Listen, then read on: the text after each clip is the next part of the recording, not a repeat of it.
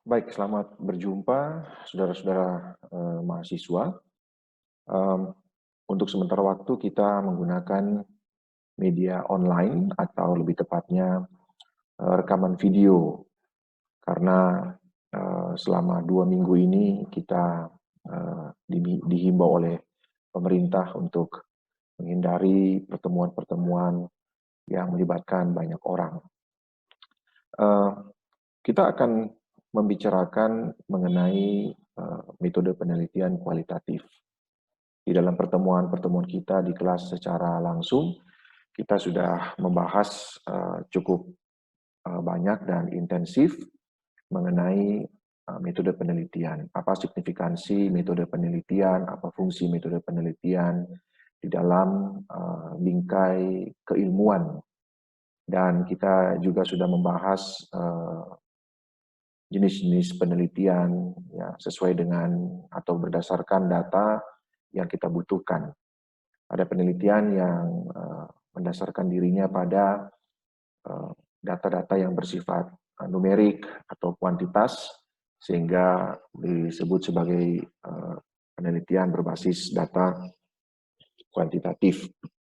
Ada juga penelitian-penelitian yang lebih memberikan perhatian dan orientasinya pada aspek-aspek yang bersifat non-kuantitatif atau bersifat kualitatif, sehingga lebih berorientasi pada pemahaman, pada aspek-aspek yang bersifat values, ya, nilai-nilai, dan kemudian juga hal-hal yang mungkin saja dia berkaitan dengan aspek-aspek yang non-eksakta. Dan biasanya jenis penelitian kualitatif ini digunakan pada penelitian-penelitian ilmu sosial, penelitian-penelitian ilmu humaniora, yang lebih bersifat dalam bahasa yang sering digunakan oleh para peneliti ilmu sosial, lebih mengarah kepada verstehen atau memahami. Dan karena itu memang penelitian-penelitian ini lebih mengarahkan perhatiannya kepada nilai, tradisi, kebudayaan, simbol, pemaknaan, dan sebagainya. Nah, kali ini kita akan melihat bersama-sama penelitian kualitatif. Ya,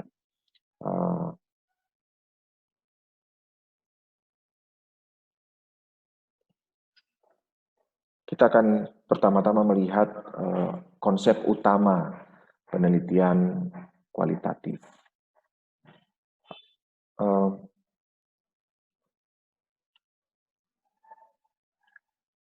Ada beberapa landasan konseptual ketika kita membicarakan mengenai penelitian kualitatif. Yang pertama, penelitian kualitatif itu dilakukan dengan tujuan untuk menentukan pemecahan masalah yang dapat dipertanggungjawabkan secara ilmiah dan tidak tanpa meninggalkan nilai-nilai etis.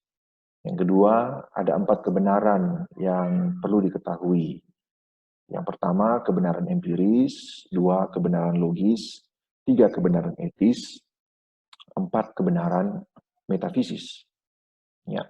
Dan yang ketiga adalah paradigma. Paradigma di sini dipahami sebagai perspektif umum yang dimiliki oleh seseorang. Dan paradigma ini menentukan cara yang dilakukan seseorang itu dalam mencari pemecahan masalah kehidupan, termasuk di sini pemecahan masalah penelitian untuk menemukan kebenaran ilmiah. Jadi 4 kebenaran yang perlu diketahui ini menjadi sebuah landasan konseptual di dalam penelitian kualitatif. Bahwa ada sesuatu, ada objek yang empiris, tetapi objek yang empiris itu juga perlu dipahami di dalam logika-logika tertentu, dan karena itu disebut sebagai kebenaran logis.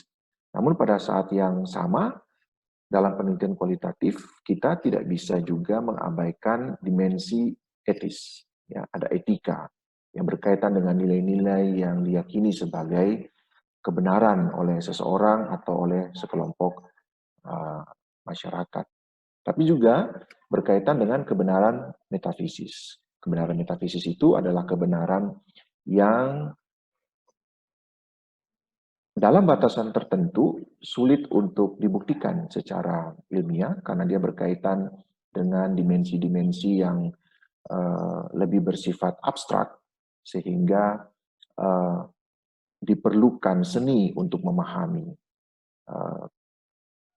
pendekatan-pendekatan ataupun fakta-fakta yang bersifat metafisis tersebut.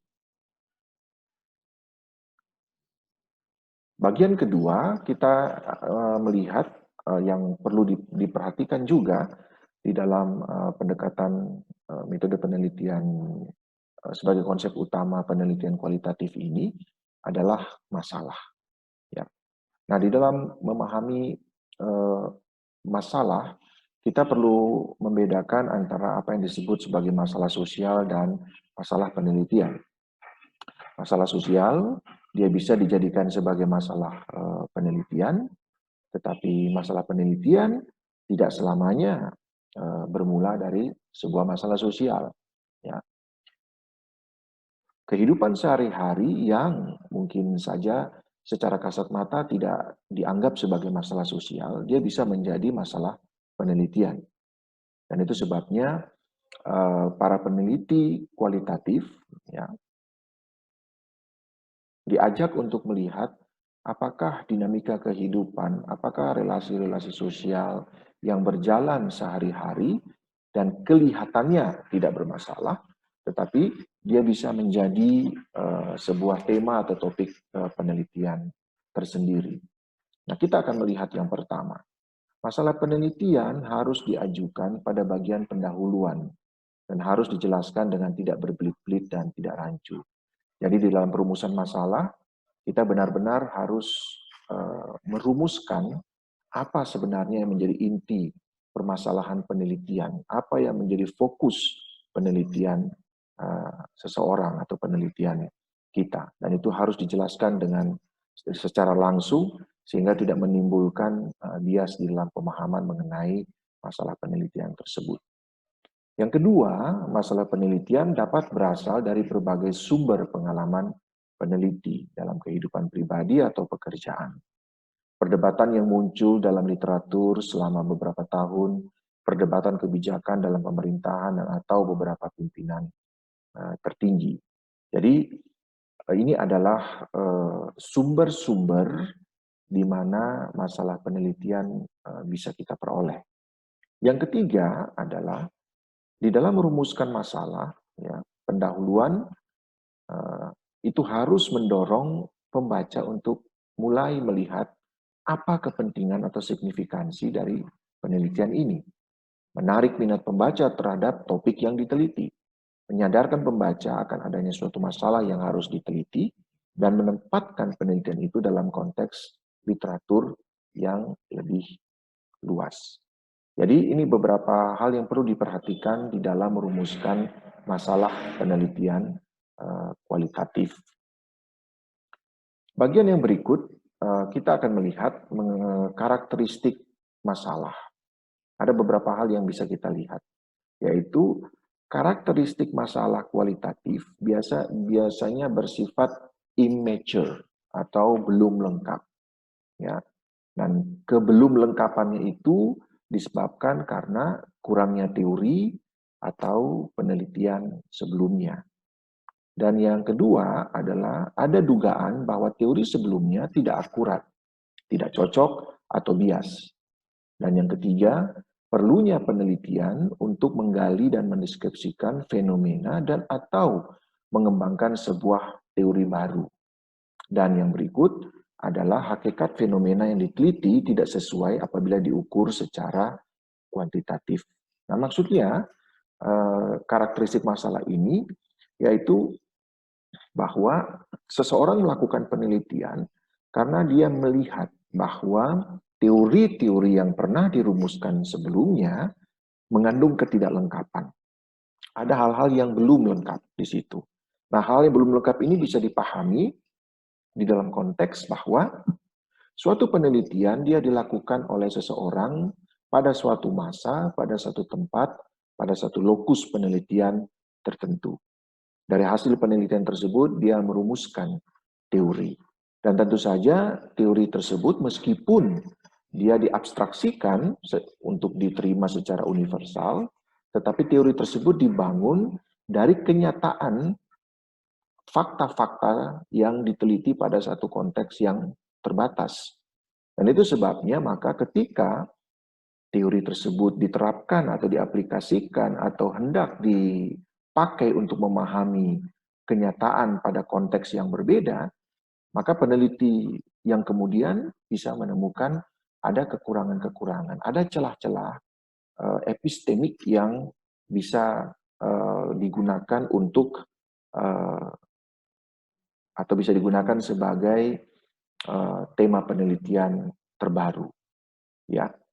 Nah, selain itu juga ada anggapan atau ada asumsi bahwa teori-teori yang ada sebelumnya tidak akurat, tidak cocok atau bias. Ya, jadi dengan asumsi-asumsi semacam itulah maka masalah penelitian bisa dirumuskan. Yang berikut adalah kita bisa melihat sumber masalah. Yang dimaksudkan adalah sumber masalah penelitian. Nah, sumber masalah penelitian itu bisa diambil atau bisa diperoleh dari berbagai tempat atau dari berbagai institusi. Kita bisa melihat di kelas, sekolah, lingkungan, pekerjaan, atau masyarakat. Lalu kemudian juga ada perubahan-perubahan yang terjadi, misalnya perubahan teknologi, perubahan sosial, dan juga perkembangan di dalam kurikulum suatu pendidikan. Kemudian sumber masalah itu juga bisa muncul di dalam bentuk konsultasi ya, dengan dosen, pembimbing, atau peneliti senior. Dan juga tugas-tugas perkuliahan dan hasil penelitian. Ya, jadi ini adalah klasterisasi sumber-sumber masalah di dalam penelitian kualitatif. Ya. Yang berikut kita juga melihat faktor yang mempengaruhi. Nah, yang pertama ada yang disebut dengan paradigma sosiologis. Paradigma sosiologis ini dia terbagi menjadi dua, yaitu positivis dan pasca positivis.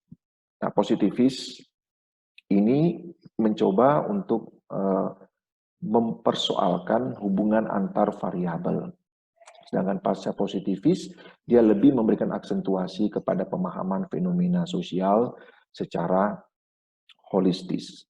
Jadi di dalam paradigma sosiologis ada dua pendekatan semacam ini.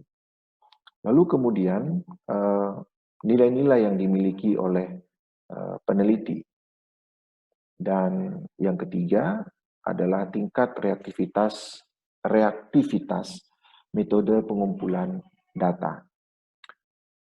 Yang berikut adalah metodologi yang digunakan merupakan pembuktian hipotesis dan penemuan makna pernyataan serta tingkah laku. Dan yang berikut adalah cakupan penelitian, dan yang terakhir adalah cara memberi perlakuan ya terhadap masalah tersebut. Apakah dia bersifat cross sectional atau lintas bidang, ataukah dia bersifat longitudinal, artinya bersifat masalah yang bersifat jangka panjang ya atau berkelanjutan. Jadi ini adalah faktor-faktor yang mempengaruhi masalah penelitian di dalam penelitian kualitatif. Yang berikut kita juga melihat tentang evaluasi masalah. Jadi ketika kita sudah menemukan karakteristik masalah, kemudian kita juga sudah mendapatkan di mana sumber masalahnya bisa kita temukan, kita juga harus melakukan evaluasi terhadap perumusan masalah yang kita sudah lakukan. Ya, yang pertama, pertanyaan evaluatif pertama adalah, dapatkah dicari penyelesaian dan atau pemecahannya secara efektif? Dan yang kedua, apakah masalah tersebut cukup signifikan? Dan yang ketiga, apakah masalah tersebut belum pernah diteliti? Perlukah dilakukan penelitian kembali, ya, atau penelitian replikasi? Boleh jika diperlukan. Yang tidak boleh adalah penelitian duplikasi, karena merupakan tindakan yang sia-sia. Dan yang keempat adalah apakah masalah tersebut layak untuk diteliti. Itu terkait dengan kemampuan peneliti, dan kedua, kemungkinan diperolehnya data, waktu yang tersedia, ketiga, dan keempat, keberanian dan ketetapan hati untuk melanjutkan penelitian. Jadi, dalam pertemuan kita kali ini, kita pertama-tama hendak melihat bahwa sebuah penelitian dia harus dimulai dengan perumusan masalah yang jelas, yang tegas, yang benar-benar fokus kepada satu lingkup objek pengamatan. Dan yang kedua, objek amatan itu dia bisa dalam bentuk peristiwa-peristiwa, baik dalam bentuk peristiwa-peristiwa karena adanya masalah sosial, tapi juga peristiwa-peristiwa keseharian yang dianggap biasa saja oleh orang-orang masyarakat kebanyakan, tetapi di mata seorang peneliti ada hal yang menarik, yang unik, yang kemudian membuat peneliti tersebut berminat untuk memahami apa yang terjadi di dalam peristiwa keseharian tersebut. Dan yang ketiga adalah kita membatasi juga di manakah lokasi penelitian yang menjadi sumber masalah penelitian kita tersebut. Apakah dia di kelas, apakah dia di sekolah, apakah dia di dalam masyarakat, apakah dia terfokus kepada tradisi-tradisi yang dilakukan oleh suatu masyarakat pada waktu-waktu tertentu, apakah dia juga bisa juga dalam bentuk pengamatan untuk memahami mengapa orang melakukan kebiasaan-kebiasaan tertentu di dalam masyarakat dan apa efeknya, apa fungsinya di dalam kehidupan masyarakat tersebut. Dan yang terakhir adalah bagaimana kita menempatkan masalah penelitian kita tersebut di dalam paradigma penelitian. Tadi sudah kita lihat ada yang disebut dengan paradigma yang keilmuan yang bersifat positivis, ada paradigma keilmuan yang lebih bersifat pasca positivis. Jadi dengan pembahasan kita pada kali ini, maka kita bisa melihat bahwa pertama-tama masalah penelitian kualitatif dia bertumpu kepada apa sebenarnya menjadi objek sekaligus subjek pengamatan di dalam penelitian kita. Demikian untuk perjumpaan atau pertemuan kita kali ini. Dalam video berikutnya kita akan membahas materi selanjutnya. Terima kasih.